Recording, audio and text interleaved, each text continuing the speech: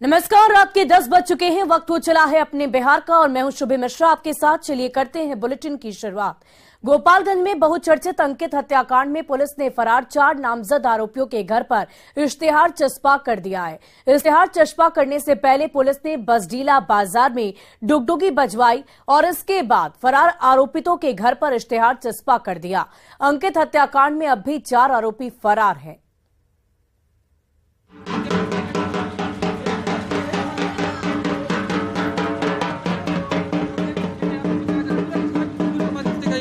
डुगडुगी बजाकर इश्तेहार चिपकाने की ये तस्वीर गोपालगंज की है। पुलिस ने बसडीला गांव में आरिफ अली, सोनू मियां, अहमद अली और दिलशाद अली के घरों पर डुगडुगी बजाकर इश्तेहार चिपकाया और सरेंडर करने का आखिरी मौका दिया।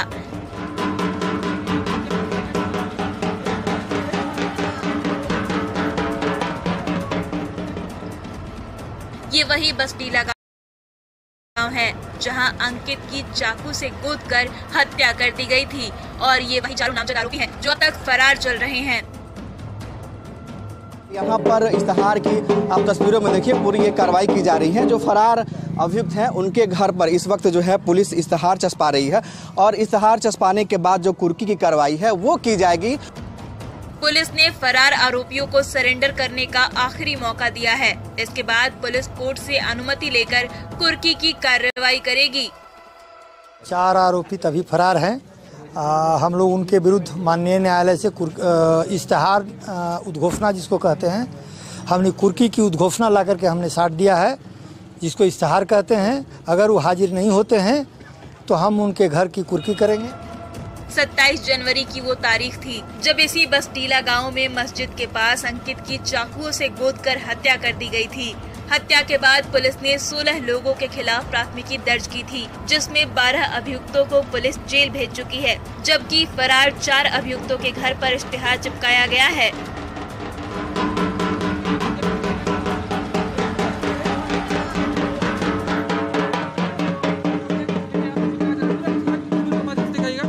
ऐसे में अब देखने वाली बात होगी कि जो फरार 4 अभियुक्त हैं उन्हें पुलिस कब तक गिरफ्तार कर पाती है या फिर कुर्की की कार्रवाई कर पाती है। गोविंद कुमार, न्यूज़ 18 गोपालगंज। वहीं बेगूसराय की तेगड़ा में अपराधियों ने बीजेपी नेता के घर अंधाधुंध फायरिंग की घटना को अंजाम दिया है। बीजेपी के तेगड़ा अनुमंडल की किसान मोर्चा के अध्यक्ष कृष्ण नंदन सिंह के घर पर अपराधियों ने गोलीबारी की। फायरिंग के बाद घर वालों में दहशत का माहौल है। फायरिंग के वक्त घरवाले जान बचाने के लिए घर में ही दुबके रहे। अपराधी फायरिंग कर मौके से फरार हो गए। पुलिस ने मौके से 4 खोखा बरामद किया है। बताया जा रहा है कि जमीन विवाद में गांव में पंचायत के दौरान मारपीट की घटना हुई थी और इसी विवाद में अपराधियों ने इस पूरी घटना को अंजाम दिया है। पुलिस फिलहाल इस पूरे मामले की तहकीकात में जुट गई है।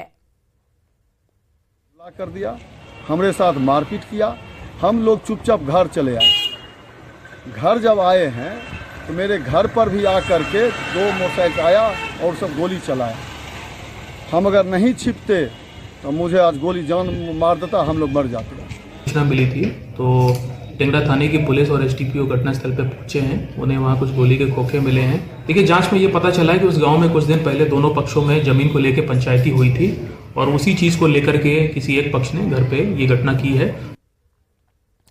वहीं वैशाली के लालगंज में मामूली विवाद में खूनी झड़प का वीडियो सोशल मीडिया पर बड़ी तेजी से वायरल हो रहा है। गीला कपड़े से पानी टपकने के विवाद में लोग एक दूसरे की जान के दुश्मन बन बैठे। हिंसक झड़प में दोनों तरफ से लाठी डंडे और धारदार हथियार से हमला किया गया, जिसमें 12 से ज्यादा लोग जख्मी हो गए। पुलिस फिलहाल इस पूरे मामले की जांच कर रही है। हम लोग उस वीडियो वायरल की सत्ता की जांच कर रहे हैं और यदि कोई भी आवेदन या फर्जवान आता है किसी थाना को तो हम लोग उस पर एफआईआर कर कार्रवाई करें। तो कैसा वीडियो वायरल हुआ सर? मारपीट का वीडियो है, आपस में मारपीट हो रही है। उसका फर्जवान या आवेदन आएगा तो निश्चित कार्रवाई की जाएगी। और अगली खबर छपरा के दाऊदपुर की है। कोहड़ा बाजार के नजदीक किराना दुकान लूटकर भाग रहे एक लुटेरे को गांव वालों ने पकड़ लिया और जमकर उसकी पिटाई कर दी। दरअसल कोहड़ा बाजार में किराना दुकान पर लूट के दौरान अपराधियों ने ताबड़तोड़ फायरिंग की। गोलीबारी में वार्ड सदस्य के पति सरोज सिंह गंभीर रूप से जख्मी हो गए, जिससे नाराज ग्रामीणों ने एक अपराधी को पकड़ लिया और पीट पीट कर उसे अधमरा कर दिया। काफी कड़ी मशक्कत के बाद पुलिस ने उसे भीड़ के चंगुल से छुड़ाया। अपराधी का इलाज सदर अस्पताल में चल रहा है। वहीं घायल वार्ड सदस्य के पति को पटना रेफर कर दिया गया।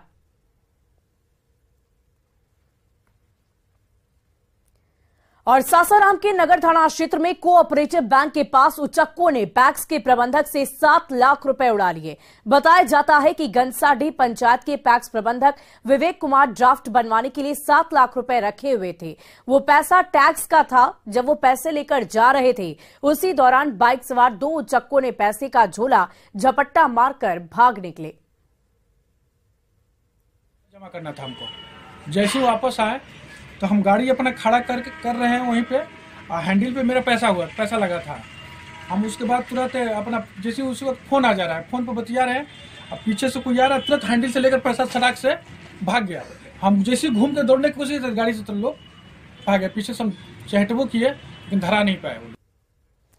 वहीं बांका में बालू माफियाओं ने पुलिस की टीम पर हमला बोल दिया है। करीब दर्जन भर बालू माफिया पुलिस से भिड़ गए और बालू लोड ट्रैक्टर को छुड़ा लिया। मामला शंकरपुर मुख्य सड़क का है, जहां बीते शुक्रवार को दारोगा समेत अन्य पुलिसकर्मियों ने चांदन नदी से बालू लोड कर ला रहे ट्रैक्टर को पकड़ लिया। इस दौरान बालू माफियाओं ने पुलिस टीम पर हमला बोल दिया। इस दौरान पुलिस और बालू माफियाओं के बीच गुत्थम गुत्थी भी हुई। बाद में सभी बालू माफिया फरार हो गए। भागने के दौरान लोगों ने पुलिस की टीम पर रोड़ेबाजी की। घटना का वीडियो सोशल मीडिया पर वायरल हो रहा है। पुलिस फिलहाल इस पूरे मामले में एफआईआर दर्ज कर आगे की कार्रवाई में जुट गई है।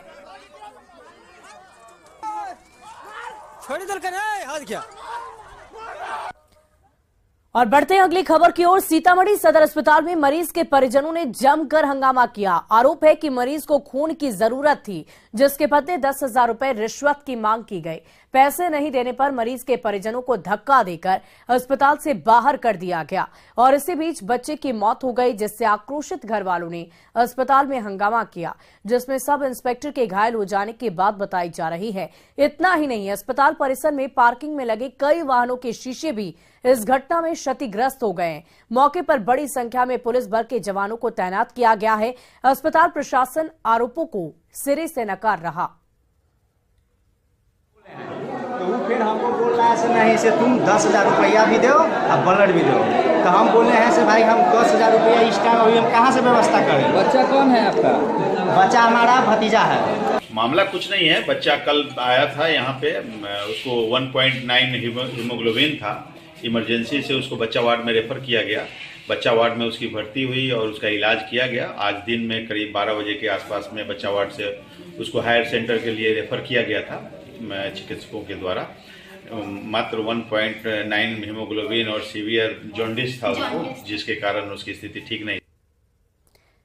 वहीं नवादा के जंगल में पुलिस ने बड़े पैमाने पर अफीम की खेती को नष्ट किया। पुलिस ने ये कार्रवाई रजौली थाने के परतोनिया जंगल में की है। जंगल में 2 एकड़ से भी ज्यादा जमीन पर लगाए गए अफीम की खेती को नष्ट किया गया। स्वाट बल और एसटीएफ की मौजूदगी में पुलिस ने अफीम की खेती को नष्ट किया। साथ ही साथ मौके पर एक राइफल को भी बरामद किया गया है। नष्ट किए गए अफीम की अनुमानित कीमत करोड़ों रुपए बताई जा रही है।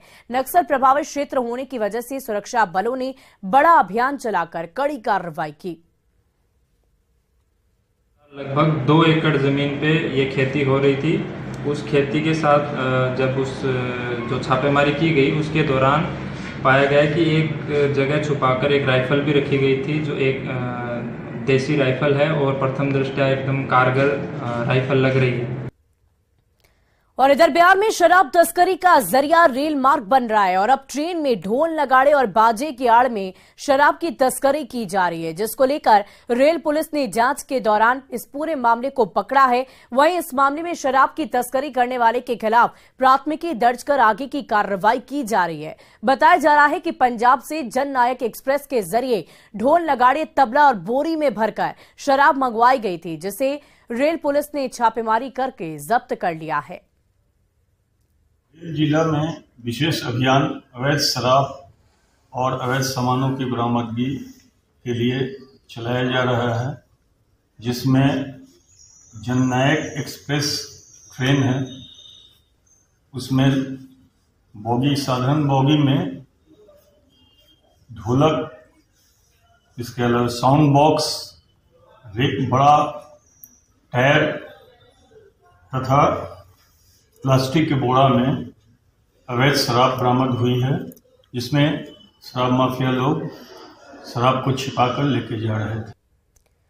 और सीएम नीतीश के आरजेडी को सत्ता सौंपने वाली चर्चा के बहाने विपक्ष नीतीश को कमजोर साबित करने में जुटा हुआ है और ऐसे में जल संसाधन मंत्री का टाइगर जिंदा है वाले बयान पर संग्राम है। देखिए हमारी ये खास रिपोर्ट। टाइगर अभी जिंदा है, टाइगर अभी जिंदा है, टाइगर अभी जिंदा है, टाइगर अभी जिंदा है। ये बयान बिहार के राजनीतिक हलकों में खूब तैर रहा है। चर्चाएं जोरों पर हैं और इसीलिए कि क्या जेडीयू ये जताने और बताने की कोशिश कर रही है कि नीतीश अभी थके नहीं हैं, रुके नहीं हैं, लेकिन बीजेपी तो नीतीश को बूढ़ा टाइगर करार दे रही है और उनके प्रासंगिकता पर ही सवाल खड़े कर रही है। नीतीश कुमार टाइगर जिंदा नहीं है, नीतीश कुमार जी अब बूढ़े टाइगर हो गए और बिहार की राजनीति में वो अप्रासंगिक हो चुके। जेडीयू तो इस मसले पर सीएम नीतीश के साथ खड़ी है, साथ ही आरजेडी भी नीतीश को ताकतवर बताने में पीछे नहीं है। नीतीश कुमार जी जब राष्ट्रीय जनता दल, कांग्रेस पार्टी, वाम दल जब सब एक साथ तो मजबूते न है, जो उनको कमजोर आंकने की कोशिश कर रही भाजपा से काफी मजबूत है नीतीश कुमार जी। मुख्यमंत्री जी किसी भी तरह से कमजोर नहीं। आज यदि बिहार का राजनीतिक डिपेंड करता है तो मुख्यमंत्री जी पर ही डिपेंड करता है। और सबसे बड़ी बात, यदि बोल रहे हैं कमजोर हो रहे हैं, 20 का आप देखिए कि आप जिस गठबंधन में हम लोग थे और जिस तरह से एलजेपी को खड़ा किया गया चिराग पासवान को, एकदम सही बात है। टाइगर जिंदा है और एक्टिव भी है, सिर्फ जिंदा ही नहीं है। और जो कमजोर समझ रहे हैं उनकी भूल है, ये दर्शाता है वो खुद कमजोर हो गए हैं। वो सारे विपक्षी इनके सामने अभी कमजोर पड़ गए हैं। बिल्कुल नहीं, माननीय मुख्यमंत्री जी, माननीय नीतीश कुमार जी कभी भी कमजोर नहीं थे और कभी भी कमजोर नहीं होंगे। दरअसल पॉलिटिक्स में कद और लोकप्रियता का काफी अहम स्थान है, जिसके इर्द गिर्द बिहार की सियासत इस वक्त घूम रही है। न्यूज़ 18 के लिए पटना से आनंद अमृतराज की रिपोर्ट।